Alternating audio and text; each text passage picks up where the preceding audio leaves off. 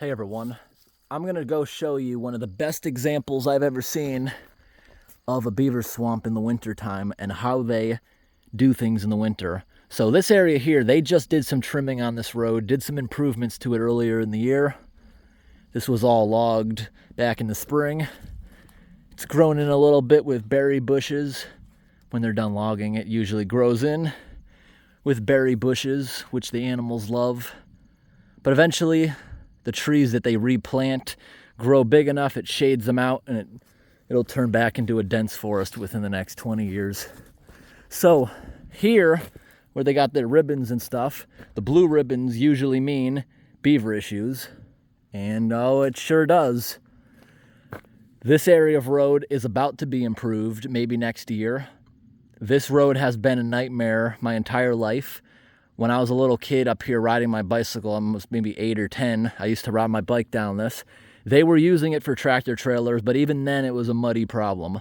The beavers have always been a problem on this section of road.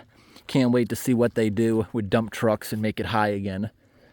But over here is the beaver swamp, and I want to show you winter food storage. This is one of the best examples of a beaver swamp, actually the best example I've ever seen. So, beavers usually build a series of dams. They want to have lots of water storage, different locks, because water storage also means safety.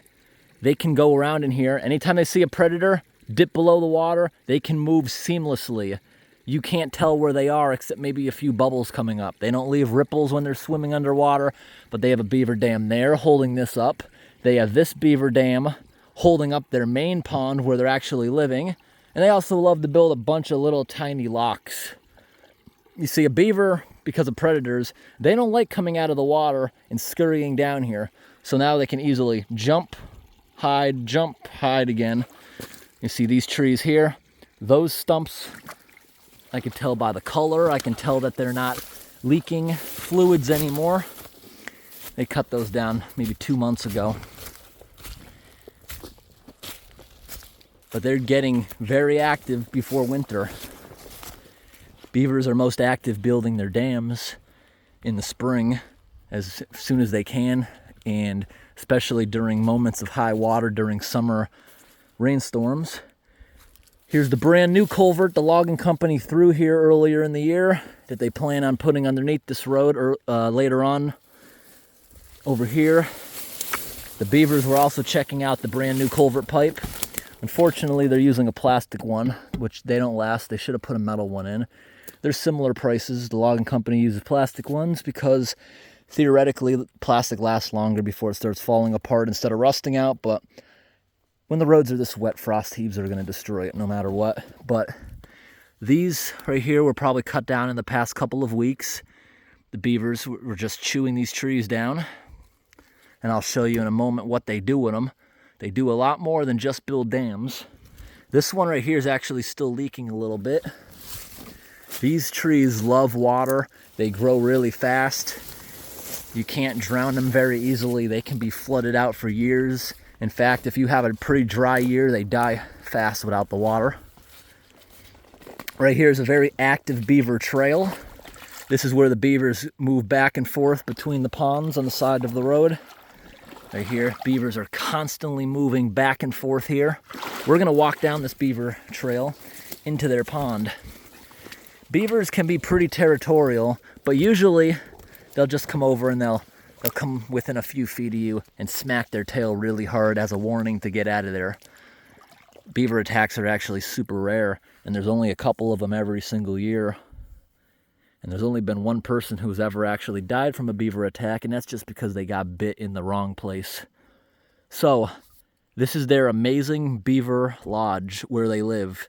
If this was summer, you wouldn't even know it was there. That beaver lodge is so old that look at all the trees growing on top of it. That's adding so much structural strength, and it's hiding it. If this was summer, I wouldn't even know that was there. Now, right here to the right of the dam, huge pile of sticks. Why did the beavers do that? It's not going to be another lodge. It's not neat enough. That is winter storage. And I'm releasing stinky gas bubbles coming up from the depths. the weight of the water is holding little pockets of gas. If this pond was to be drained, without the weight of the water, you'd see bubbles coming up everywhere. Over here on the far coast of the pond, you can see hundreds and hundreds of little trees cut down by the beavers. And then they took all those trees. They're very tasty. They love eating those. Brought them over here. Now what happens is, now when the pond freezes solid in the winter, gets a good layer of ice, the beavers come out of their lodge, come over here to their reserve. They'll chew off a stick, bring it into the lodge, eat it. When they're done, throw it back out, grab another. That's their food storage for the year. They love eating tree bark. Now they don't have to leave the pond, although if they run out or for whatever reason, I have seen them on my trail cameras in the middle of the winter. The beavers will venture out into the snow, although they don't like to. They're very vulnerable with predators. And that's the importance of their beaver dam this time of year. This will probably have a layer of ice on it in the next month or so, depending on the weather. We even have snow in the forecast coming soon. So if that was to be removed now, these beavers are going to work so hard to try to get that dam back in place, water storage. It's very inhumane to remove a beaver dam if you don't have to this time of year, because that'll probably result in the beaver dying. Beavers are very cold tolerant. They're swimming around in ice water in the winter. They'll come out in the snow.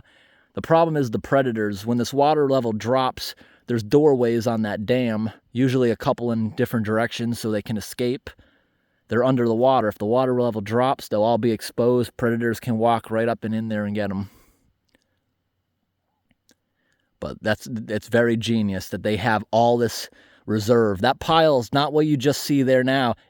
This water, like right now, I can see it quickly getting deeper. It's probably over my chest out there, maybe up to my neck. So that food reserve goes down like 5 feet. That's a lot of sticks. Ton of reserve for the beavers who live here. And I thought this was a very good example to show. Awesome. The pond's not even that cold. Not yet. And beavers aren't even coming out. Sometimes if you step foot in their pond, especially a small pond, they know about it. They can feel your ripples and they can hear it too. Sometimes they'll come right out and they'll start smacking their tail to try to scare you off. Sometimes they don't. But they're definitely active here. I see fresh evidence of them everywhere out here. But this was really, really cool to see. This pond has been here as long as I can remember. It's been here longer than I've been alive. That beaver dam has been right there. I can't say if it's older than the road or not. Probably not, but you also see the grass in here that they killed. This grass was growing earlier in the summer. That grass would not have grown under the water like that. They recently flooded this and made it deeper. They recently made improvements. That dam's pretty old. Look at the amount of trees growing on it. But they recently made it higher for the winter. And if they keep making it higher, eventually logging company's going to end up relocating them. So we come back out here. This beaver pond is not that deep. It's not causing a problem for the road. But they created another dam that is causing a problem right up here. That brand new culvert pipe I just showed is going to be installed right here. They're going to come in here with a bunch of dump trucks of gravel, raise the road up a little bit, get it away from the water level. They want to get rid of all this. So this dam they built right here is creating all this water here, which you can also tell. Take a look at all the grass. They recently got that higher because this dam here it was always here, I can tell, but they recently made it just a little bit higher. This used to be scary driving through, but for many people driving back and forth through it, they kind of smooth it out. So it's about 16 inches deep in there once you drive through it, but not that bad. This coffee color looking water is from me just driving through it.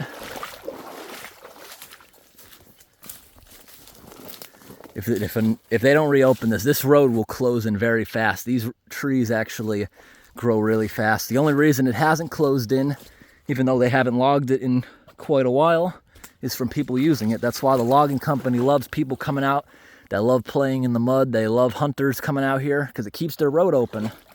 Saves them a lot of money having to reopen that. Now this right here is not as fresh as the cuts look over there. And this is kind of interesting. Does anyone have any opinion on what that might be? It's human built. It's put together like a log cabin crisscrossing. I don't know, maybe someone made something, maybe it's just neatly stacked, but that was placed there before the beavers had flooded the area years ago. If it wasn't for that little beaver dam blocking the ditch where they pulled the pipe out of, this wouldn't be flooded either. There's a good amount of mud in the middle. Every year the trees drop their leaves. It's kind of silting up where the grass is. But the road's built nice and rocky. It's stable. There's no mud where I'm walking now. Really nice. So that right there is one of the main reasons we do not remove beaver dams unless they absolutely have to be removed this time of year and through the winter. It's a death sentence to beavers. And you have to know what a secondary pond is and a primary pond. The one with the lodge they actually live at is the primary pond, and that's where all or most of their food storage will be. Secondary ponds they love to have different options to go to. Those ones won't affect them throughout the winter. I'm seeing lots of moose tracks, and I hope today's video is interesting, everybody. Thanks for watching, and have a great day.